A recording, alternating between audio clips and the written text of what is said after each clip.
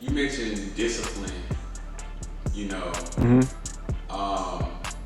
this is such a new thing for me because for so long I lived just a whimsical life. Like I was here, I was there, I was in North Carolina, then I was in New York, then I was in California, then I was in Texas, now I'm in Illinois, you know, and it has just been until recently that I see the value of stability. I'm like, because I've been all over the place. I'm like, whoa, I need some structure, you know, and discipline is so underrated, man. The thing is, like, when you get disciplined, you really become the best version of yourself. Like, you think just kind of like freestyling through life, just doing what you want to do is okay, but that's good. That's just good enough. The best version of you is the disciplined version of you. I tell no lies. I am telling no lies, y'all. Listen, when y'all get disciplined, when you get on a schedule and a routine, it's the best thing that could ever happen to your life. Best thing. Oh my God. You're like you 2.0. But what made you want to be disciplined? It had something crept up in your mind and said, "Hey, I need to become a little bit more balanced in my life." Is it because you were getting older, or what was it? I didn't have anything to show. I mean, I didn't feel like I had anything to show for the time that I spent on this earth, and I wasn't pleased with my progress. I didn't feel like I made a real impact, but I actually did. But the thing was, I didn't have a plan of action. I was just wherever I was at, whatever I was doing, that was the vibe. You know, moving on emotion, moving on feeling. I didn't have a game plan. I didn't think about where I was gonna be a year from now, 5 years from now. It was just wherever I was at, that's where I was at. And it was so like apathetic. It was uninspired, like just random shit. You know what I mean? But now I'm like, yo, I need to have a story to tell. Like if I died tomorrow, what would they say about me? Oh wow. That's a cold thing to think. I got you now. That's a cold thing to think, It but is. it's a real thing to think. Like, if you die today, what would they say about you?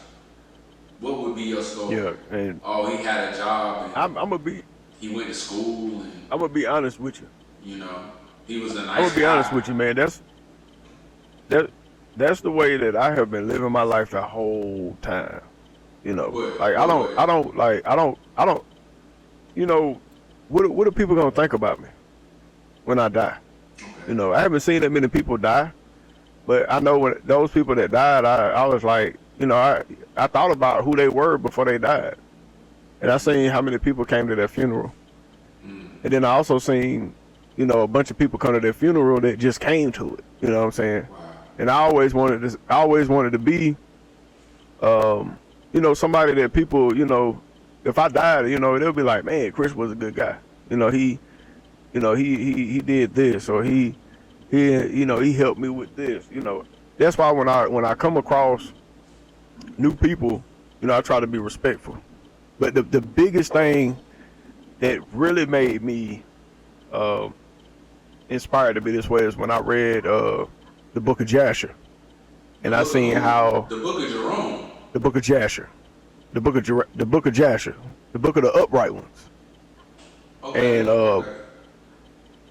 and they basically gave information of, you know, when Abraham died, and how Abraham, when he died, the whole world mourned because, you know, he showed so much love. You know what I'm saying? When I say showed love, like hospitality, he was helpful to anybody that came, you know, around him. So the whole world at that time had mad love for Abraham because of his hospitality. Excuse me. So that really inspired me. So if you come to my house, you know, I'm gonna be a good host. You know, I ain't gonna tell you, hey, go get that water. Hey, you can go to the refrigerator. Now I'm gonna go get that for you.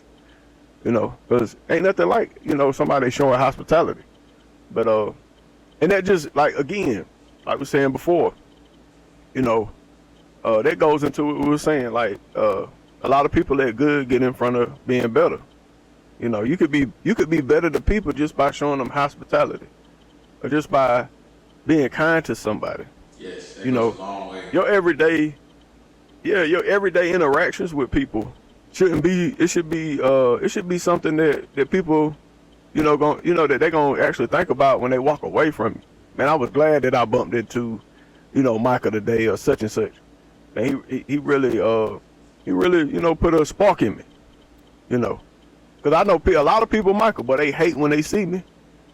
But I ain't gonna say they hate when they see me. Like I see, ain't on what the problem is. What the problem is.